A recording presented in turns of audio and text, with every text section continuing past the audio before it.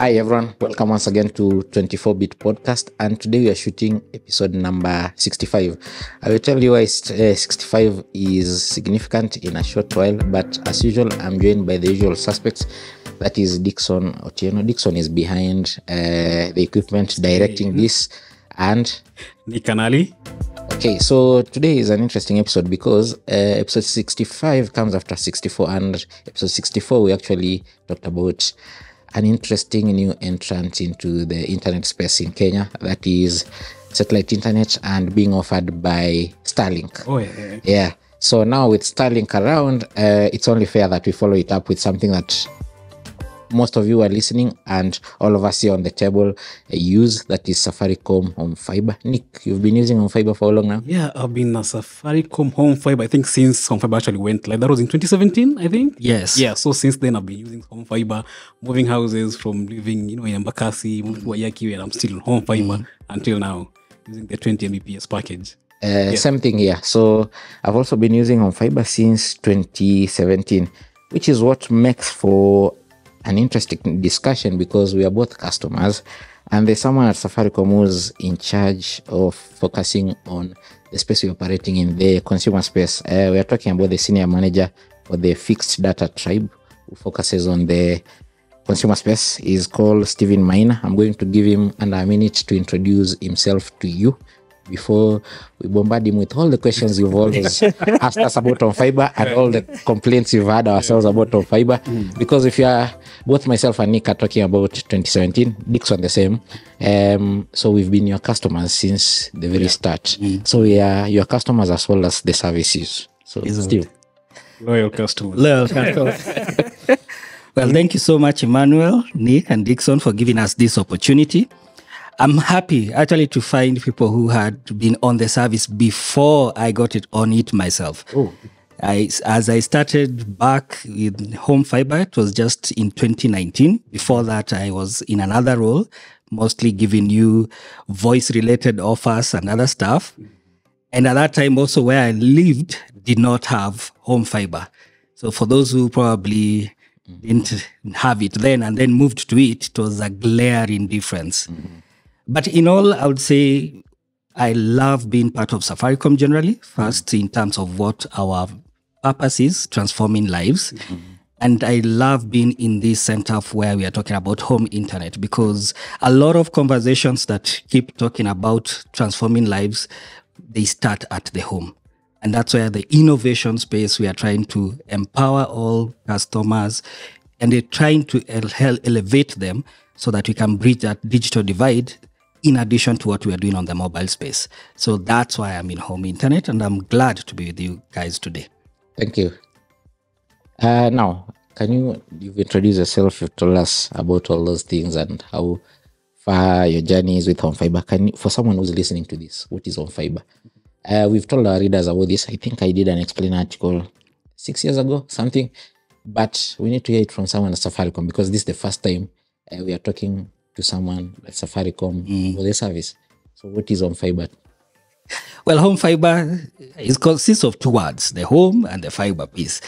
Technologically, fibre is all about optical cables. This is where you pass information using light signals. And we always talk about as fast as light. So this is extremely fast speeds to transmit information. When you go back, and I was fortunate to be born in an era where we did not have home internet. We started with the landlines before mobile phones came through. I experienced what it meant to have your first Hotmail account. In fact, I used to go. That's a long time ago. Opening an account for somebody. The time it took to just send and receive information. Then we had also phones that did not have internet capability. We had a dial-up equipment in the house so that you could be able to communicate or receive an email. And those dialing tones forever live in my mind. But in essence, what we could do during that time is so different from what we are able to do in the home space. Just recently, when the world was shut down, we all went back into our homesteads to protect ourselves. But our lives evolved. We continued working remotely. This would not have been possible, especially in Kenya, if you were to look at it possibly 15 years back. Because this will have getting home internet into your house to enable you to do your classes, to be able to work remotely, to be able to do a hustle, like show people how to cook in real time and have conversations. This is what we talk about, transforming people's lives. And this is the beauty about it. So when it comes to home fiber, fiber is just elevating that transmission of information to be fast enough. You don't have to wait for eons before somebody responds, or you wait for eons before you see. Streaming. The favorite word nowadays is Netflix and chill. Right? Yeah. Netflix found us. The time we used to go and buy tapes where we could come and see movies. You had to wait for those tapes. Yeah, the DVD guy. You found DVD. There was tapes. There was actually tapes of Arnold Schwarzenegger, Stallone, and the rest. You look at it and just imagine that now if I want to watch anything from anywhere, it's just a click with an application. With our TVs that we call them smart. There's so much more we can do in the home space. And now that's why we came in as home fiber. It's about security. It's looking at how your equipment can connect to the internet. What more can you do? So we are laying the foundation so that our homesteads also evolve to support our digital lifestyles. Thank you. Nick, you've never owned a DVD, have you? Nah. Actually, I remember, of course, I owned a DVD before. You had a DVD player? No. Exactly. It started at a VCR. Exactly. No, in your adult life, wachana na hiyo nyumba ya mzazi. You've never owned a DVD player. One, yeah. Dickson has never owned a DVD player. I've never owned a DVD player. So you'd think, how do we get our entertainment fix? Basically from the internet. Yeah. Your TV can go online, can stream. Because we've evolved. I remember when you were in college, we'd go to where there were internet hotspots. Download even YouTube videos, then you can view later. These days, kids who are in college just stream wherever they are. Yes. But at the very least, we didn't find the DVD player guy. We were never that person. At least that speaks to the current customer. Now, talking about the current customer, as the people who are looking after them, who do you look after them? For a start, what's the sequence between a complaint being lodged with you guys, and it being resolved? What are the timelines? Because I think the most recent high-profile case I've seen on Twitter was for Boniface Mwangi asking you guys, can you just refund my money? Because I paid, I was told this, the connection never came. But then it was the very first time I was seeing such a complaint targeted at Safaricom. For all your faults, I think this one service that you've run very well. Yeah. But since then, I think we've been sharing this with Nick. I think we've spotted 2 more. So I'm interested in knowing what happened to you people. Like, what's the customer sequence channel, the complaints when they come through, and how are they resolved? Because all of these things that we've talked, now that we are saying entertainment, it's very sensitive. So the internet is critical for entertainment, kids learning. So imagine work from home is a thing. Yes. Yeah. So imagine you are about to go into a critical Zoom meeting and you can't go, and it's not Kenya's Power's faults. It's your internet not right. So what's the sequence for customer complaints from being lodged to resolution? Okay. I would want to split it into 2 scenarios. For example, when it's a complaint around new connection and then a complaint for an existing customer. So if we talk about a new connection, it means that we are availing fiber for the first time into your home rather. Now, when it comes to that, there is the usual SLA. We say we'll connect you within 48 hours once we have taken your details, and then we send our partners. Now, our partners are working well within the timelines within the day to come and connect you. So what will happen more likely is that when we sell, and this is the complexity around rolling out physical infrastructure, we sell, and sometimes we sell what we call out of coverage. What can be out of coverage is that a homestead that is next to an area that is covered could be potentially not within the scope that was there when we rolled out. Yeah. You have ever seen in instances in 1 year, an estate had X number of buildings, come the following year, it has gone up. And within that particular estate, there is somebody who wants fiber. So the neighbor has, but you cannot get, because at this point, the infrastructure we brought already was sized for what was existing.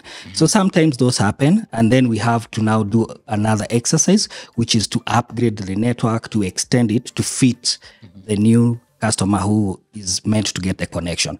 So that's one scenario that comes out of it. The second one is that as we try to also sell, one might be given, well, I can say, an opportunity to get connected. And like I gave the first example, he could be well outside the region that actually we had scoped to get this particular fiber cable to reach him. So remember, there's the one that is within the area, but now we can call that capacity related. So like in this room, we have opportunity for just one more person with that chair, right? Yeah. So if we have two more people coming in, one has to stand outside. But then if you look at the other one where we are trying to tell somebody outside there that we are going to give him service, yet we are in here, that's where the challenge comes in. And because we are trying to make sure that our systems are accurate enough to help that person know that, you know what, we may not be able to give you service at this point until a later time. And that's where now some breakages happen, but we tend to communicate as fast as enough so that we can resolve those. So that's on the new customer front. For an existing one, it could be a myriad of issues, because some of them happen due to indoor coverage within the homestead. Others could happen from external disruptions. And let me say the bulk that would have a lot of adverse effects is external disruptions. During the time we had the expressway, we had to run night and day because our cables were in the way. And I don't know whether most people realize this. Public land is where most of our infrastructure is. We call it the way leaves. So when they are digging it up, our cables would get cut. And when that happens, could be part of a large area that has been disrupted. Actually, I used to notice that when when Woyoki was being constructed still. Yeah, I used to face a lot of those things as Exactly. And you can imagine that is something we call unplanned. By the time it happens, for us to resolve it, we need to have people on ground to do that activity. Sometimes it's raining, sometimes it's late in the night. We have to get security to support our partners. In these efforts, it takes time to resolve it. And as you mentioned, we are working from home remotely. So what we do try is trying to minimize the impact. So at these instances, we can give you bundles to continue working, but in itself, we do realize that the key thing you need from us is just to resume your service. And that's what we tirelessly try to work. Some of the things that we do to make sure that in future such disruptions are not adversely affecting you is now what we call planned disruptions. So we can see this area is growing fast. And because of that, we will need to overhaul our infrastructure. Similar to what the roads do or the road works team does. They might want to expand. So in this case, we'll come and tell you, Emmanuel, in day X or day Y, you'll have a downtime. This is to help us to increase our equipment capacity or deploy the equipment in a different way to have redundancies. So that kind of disruption can come through. Most of the times when the feedback comes through from such channels, I feel it's because we didn't handle it the right way from the start, and possibly the person felt that they were not heard. And we are trying as much as possible to make sure that we always are engaging our customer fast enough, making sure that they are getting listened to, and also we are responding as fast enough. But it has a different, what I can say, way of operating because it's a physical infrastructure, unlike for your phone and the rest. So there are complexities around it that may not go into the details, but we try to mitigate and abstract.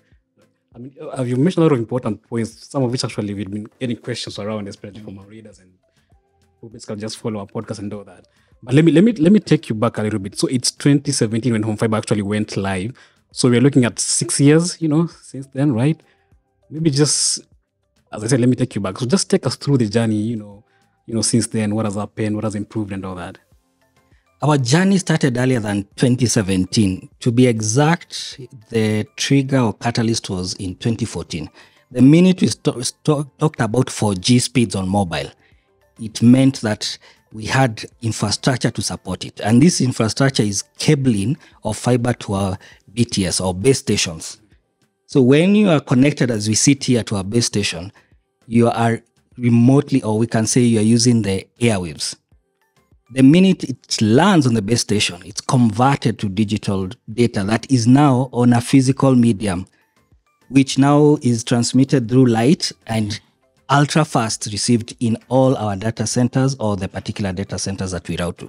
So from 2014, when we did that, we started rolling out fiber all throughout our countries, connecting the fiber stations. And in itself, just the same way we do or what we see in our environment. When a road passes somewhere, soon enough, estates sprout. The same way happened. We branched off because there is fiber availability. We saw an opportunity to connect now homes with fiber. So that's what now we started in 2017 after a pilot with a few estates in 2016 thereabout.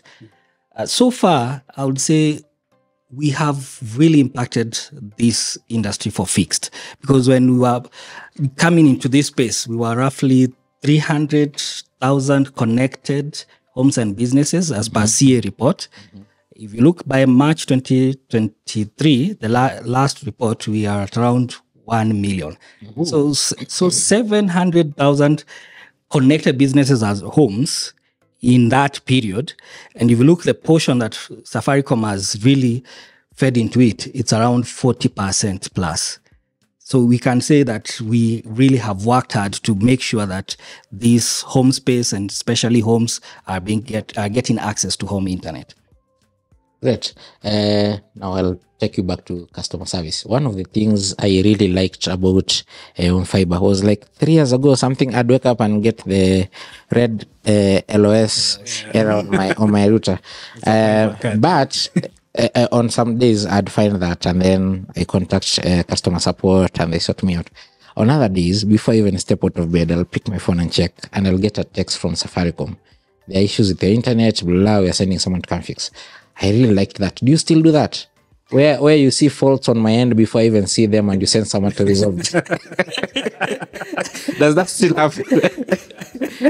And then they send you data bundles in the meantime. I've been sent those data bundles when that fault happened, and when I'm moving houses, I call customer care, I tell them tomorrow I'm moving houses, so I need my internet fixed. As soon as they come, they slot in a ticket, and then they send me bundles.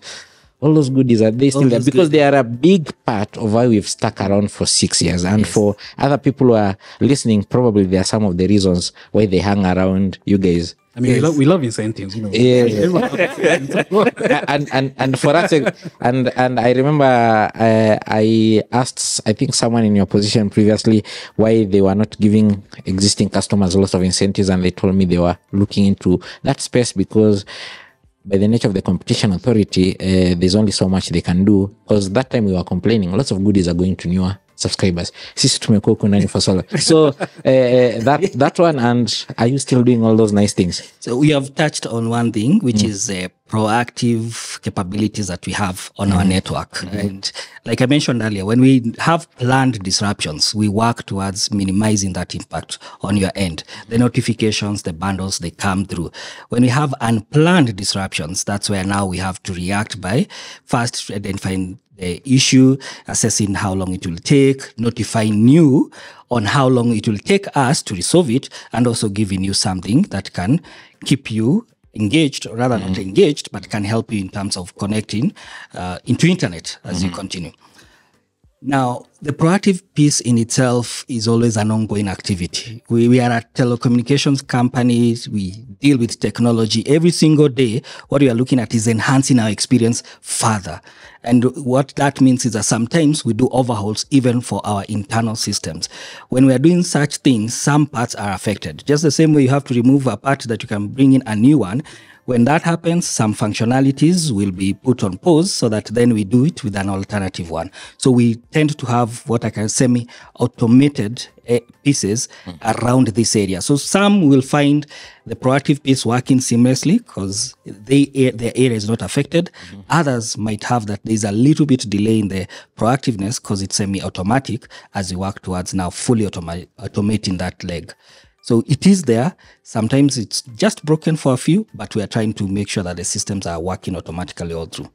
Can I tell you what's broken, at least for me? Yes. I didn't get a notification to pay my bill for this month we are in. It's just that I'm too organized and I don't like how I make money is by being on the internet. So I can't entertain a day where I'm not online. So I usually have those bills scheduled to go. But the remainder is really nice. I missed mine. I actually made an observation on Twitter, and there were a couple of other people who came and said the same thing happened to me. For me, it was unusual because those reminders come, a lot of them, a few days before renewal day, on renewal day, all of those. This time it didn't come. So you might want to check on that one. Yeah. This type of feedback helps us to assess whether or not some parts of the system are broken or not. We also have our internal alert systems. It may look like possibly, and what we need to identify is what happened. Because I'm happy, at least for you, you are organized that you could someone else just come and say there's no interest. That was. And maybe this gives me an opportunity to ask, do you have Bill Manager? Because we send our notification using Bill Manager.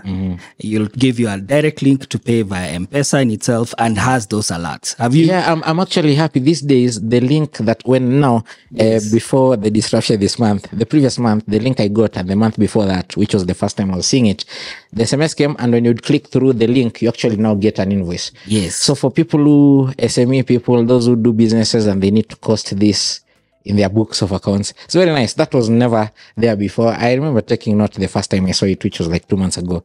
Yeah. So there are steps in the right direction. And yes, we do use Bill Manager. That's how we stay organized. Maybe right now could be the right time for us to talk about, for example, the expansion plans.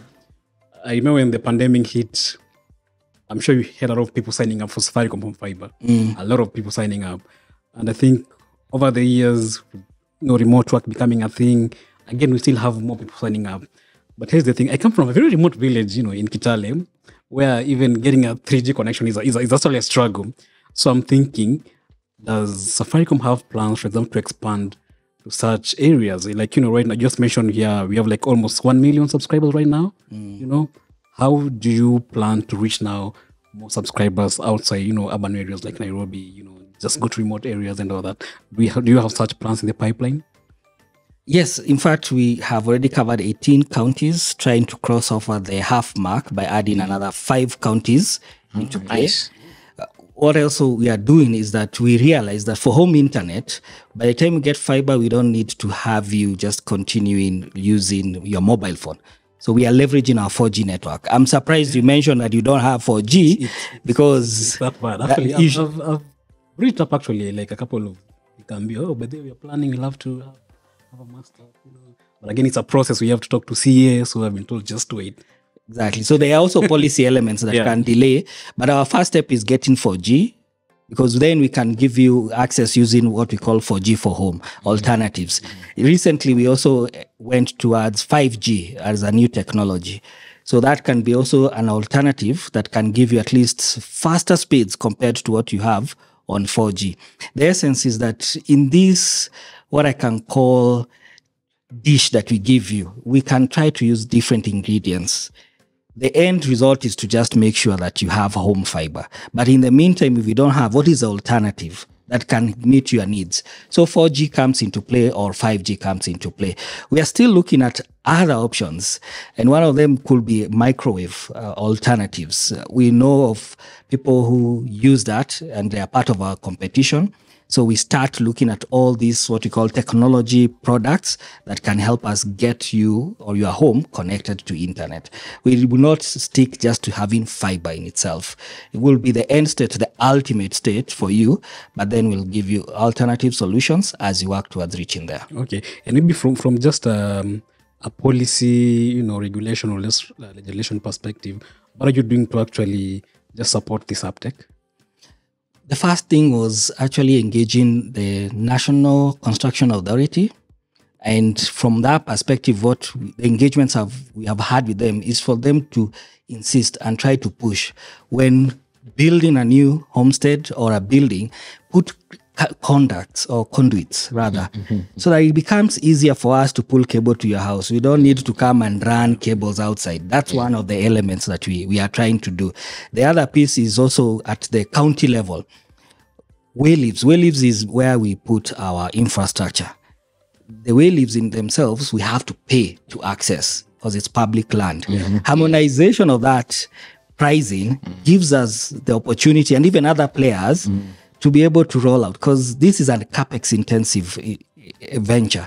And if you are to support us, lower that price. Those are conversations that are ongoing. Lastly, is looking at how do we support our infrastructure once we have invested. As I mentioned, some of the unplanned disruptions are due to vandalism. Yeah. So you find that when vandalism comes in, we need to enforce it. So there's a policy already that has gone through where it's supposed to protect us, but now we need to go to the second level, which is enforcement. Once that happens, then it gives and cushions everyone in the industry a way to know that the infrastructure is protected. The customers are also protected in that sense. The vandalism is such a big issue. I think I covered a story. There's one of, no, it's your competitors, not you, but one of your competitors had to go offline, I think a few months ago, to just take stock of their stuff because it was being vandalized a lot. And one of those reasons is because there's the mushrooming of those Mtaani ISPs, and guys need equipment and all of those. We've never had Safaricom, and I think I checked the sustainability report. There's no mention of how that has affected Safaricom. Is there anything you can share with us, like how that vandalism has affected you guys, or is it a preserve of the likes of Power and those other players? Now, we all have vandalism in different aspects. Power's technology is different from us. It's a microwave one. Us, we don't have that into our portfolio yet. What we are looking at in terms of our vandalism is our cables just being cut. And sometimes you find that a cable which was strung across or along an estate line has been cut maliciously, or you don't know whether it was intentionally, which means that's a disruption. Because they can't use it anyway. I do remember during our times when we used to have the telecom lines, which had been thrown away, becoming clotheslines, right? Yes. They used to do it. But for us, when they cut, you don't see a similar state that they actually go and reuse it somewhere else. It's just left there. So that's why we can allude it's a vandalism act. I've been seeing actually the CES Owalo pushing for the enactment of they're calling the critical infrastructure bill. Yes. Yeah. And it's been actually since 2018. So my concern is that, since 2015, actually 2015, not 18, nothing has happened. Do you think that might help if the bill is passed into law? It will really help, and also supported by education. I think the level of awareness is quite low, and the way to even enforce it, and we are hoping that there will be mechanisms around it to support how to go on ground and protect this. When you look at elements like electricity, you have heard of people who actually even go and connect on live wires, right? But those are experts. Those are people who understand. Besides that, nobody else can play around with it because this is critical infrastructure, and also there is a clear loss if you are to mess with it. This other one doesn't have that one because you'll not get electrocuted and the rest. So some of the things that we need is how to support this critical infrastructure, make it awareness, let the community also understand how it is important so that they protect it for us. It will be great, when we see people coming out and stopping people who are attempting to vandalize our infrastructure. Just the same way you can't sit still if somebody is going to cut your water supply. You will also want to react to it. So similar initiatives also at the community level can help us. Actually, that bit is where every other time I see something coming up in my neighborhood, I'm worried, how watakata line yetu ya net tena. Do you guys have continuous talks with the counties? You've said you're looking for engagements now, players, water, so that the way leaves use, there's a way in which, you don't dig up, put your cable, and then next year somebody else is digging up. The other year, there are things you can handle on our end. It's disruption. So what sorts of conversations are you having with other policymakers and all of those things? Because I think from my end it should be costly, and the amounts you have to cover from my end, it's also costly because it means either I'll skip a class if I'm schooling from home, or I'll have to figure out how to handle work if I'm working from home, or if I'm just lounging, it means your Netflix hakuna mchana or something like that. Yeah. The support we have received so far, and we continue. First, we want to acknowledge we do have a partnership with KPLC. They have the vastest number of infrastructure in terms of poles. And that helps us, and even other players, to roll out. When we roll out on the KPLC poles, we also get that added advantage. There's a sense of protection because now it's on their pole. And this is one way that we can do. The second one, I think as they continue looking at the policies and the rest, I think it's around urban planning.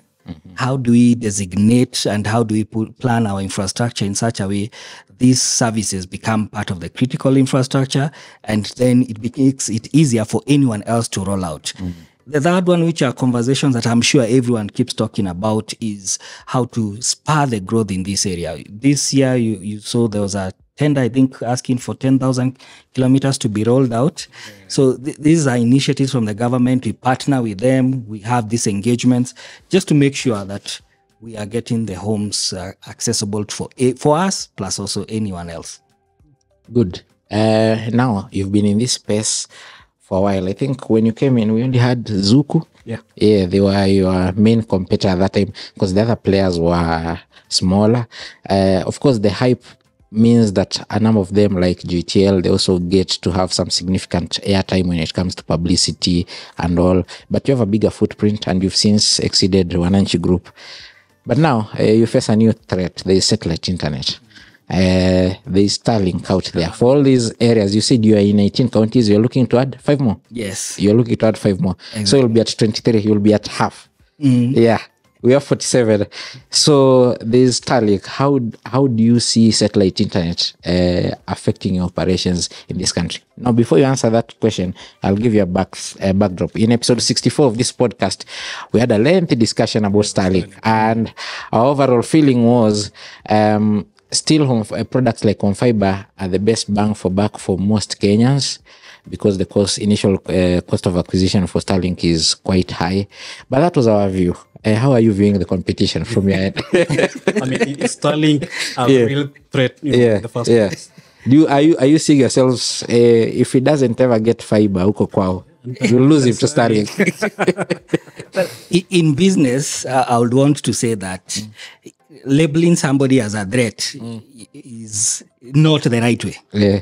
We say it's good to have competition because it brings the best out of us. We try to make sure that we can be better than the other person so that you can choose us to differentiate us. When it comes to Starlink, the approach is to cover the areas that are possibly not marginalized, but underserved. Yeah. So they are looking at areas where they see physical infrastructure being rolled out in the immediate future might be too expensive. So they give an alternative. And that's a similar approach that I saw also for Mawingu and Poa. Yeah. So in fact, for those two, they're in the same bucket with Starlink. And if you are to compare, then I would ask which one is more favorable. You know the price for Poa, you know the price for Mawingu, and you know where they try to cover vis-a-vis where we are rolling out fiber. So for Starlink, I think even with their model, there is a segment that they will get. For us, it's not that new. Because even in the past, we have partnered with other operators, even for satellite, to connect areas like even what we call the refugee camps, as far as Garissa and the rest, to give connectivity. What usually separates us and also is not unknown is that this is not a scalable approach. That's why you don't hear about it. For scalable solutions like Home Fibre, that's what you'll be able to see. But for bespoke solutions, we do partner with satellite providers for those unique places. So we are having Starlink coming in to fit into a space that possibly there is a gap, but it won't last for long. We will definitely get to that place. And at that point, it will also push us to be better than Starlink. Yeah. So we are looking forward for that engagement. In fact, our view during the last episode, when we were talking about Starlink, our view was like, I think Starlink is meant especially for mass usage. Like an example, like for example, a big hospital back in my village where, Home Fibre is not yet there. I mean, Starlink will actually work for them, So yeah, basically that was our view, yeah. I think, maybe as we just come to an end, as we almost wind up, of course, we've been fiber users for all these years. And of course, as a customer, I have expectations, right? Maybe just as we come to an end, unless Chenze has another question, what should customers like me, and Chenze and Dickson, really expect moving forward. What are you doing to make us stay? Exactly, yeah. I know you're out there looking for more and more customers. Yes. EPL is back. And did you know you can actually watch it on Showmax at a discounted price if you buy it through Safaricom? Yeah, I've been seeing the text, but that still is for new subscribers. No. It's not new. The offer you are giving. It's not for not new new. customers. Even for everyone. Yes, it's so noisy. I clicked through and it was a dead end. In fact, I have a screenshot on my old phone. It was a dead end. Just Try it again, Emmanuel. Yeah. But essentially what we are doing is that we have gotten into your house. We are trying to give you more value. So we are partnering with content providers. That's the first step that we have done. So we have Showmax and we look for more so that then you can get access. Then the second thing is also on security. So we have a package called SecureNet. And this is for those who have young children and want to make sure that they are protected. The level of protection we are looking at is the type of content you access. Second is also on their behavior. I know even as a parent, sometimes our kids just want to watch throughout the day. Yeah. So study becomes a challenge. And especially if you are not there to actually authoritatively tell them, go and study, then you'll resort to other mechanisms.